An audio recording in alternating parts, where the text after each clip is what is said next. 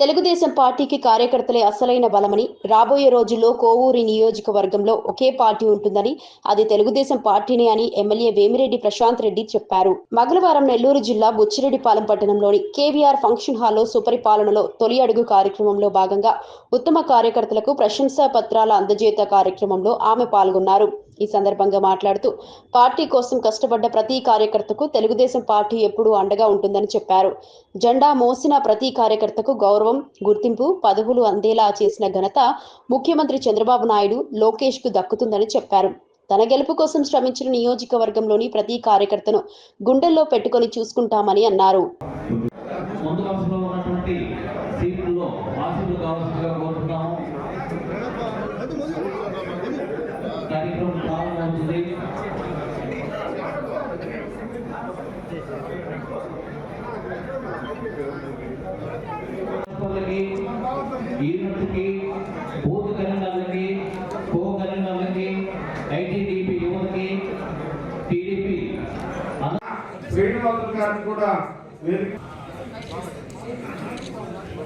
తీసుకోవాల్సిందిగా కోరుతూ ఉన్నాం.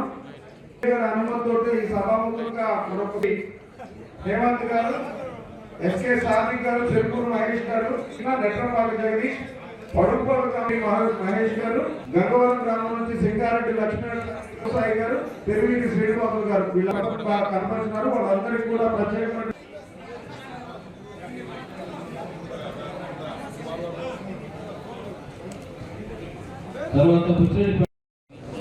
చెంచు కిషోర్ బాబు స్టేజ్ మీదకి రావాల్సిందిగా కోరుతున్నా.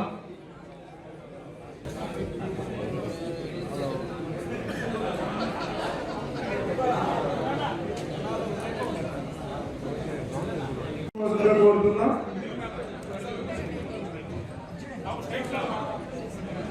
పిచ్చుక రామప్రసాద్ గారు, శాస్త్రం చిరంజీవి గారు,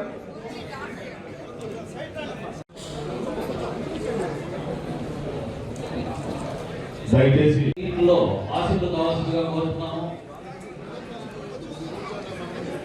కార్యక్రమం ప్రారంభమవుతుంది.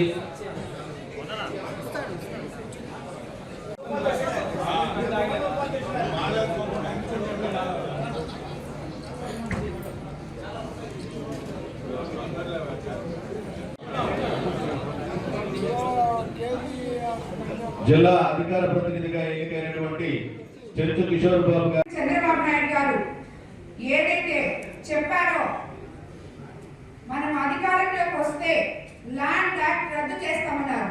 డెల్టా ఏరియా అయిన మన కోవూరు కాన్స్టిట్యున్సీకి అది ఎంతో ఉపయోగపడింది. వెంటనే ల్యాండ్ యాక్ట్ రద్దు చేయడం జరిగింది. పెన్షన్ ఇస్తామని చెప్పారు. అది ఈ రోజుకి 18 నెలలు అయితే 18 నెలలు ఇప్పుడు రేపు ఎల్లుండి మనకి 1వ తేదీ న్యూ ఇయర్ కాబట్టి అందరూ పండుగ వాతావరణంలో ఉంటారని 31వ తేదీ అయిన రేపే పెన్షన్ ఇవ్వమని చెప్పి చెప్పడం జరిగింది. మామూలు ఏమైనా అయితే మనమున్న ఈ రాష్ట్రం ఉన్న ఈ కష్ట పరిస్థితులు ఒక రోజు దాటితే రెండో తేదీ వచ్చలే అనుకుంటారు. కానీ అలా కాదు.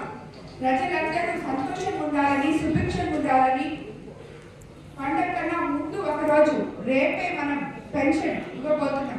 అలాగే ఎంతో మంది నిరుద్యోగులు మెగా డిఎస్సి కోసం కష్టపడిన వాళ్ళకందరికీ తొలిసారంటే ఇంతమంది కార్యకర్తలు నాతో కలిసి ఉన్నారంటే మిమ్మల్ని అందరినీ చూస్తే ఈరోజు నిజంగా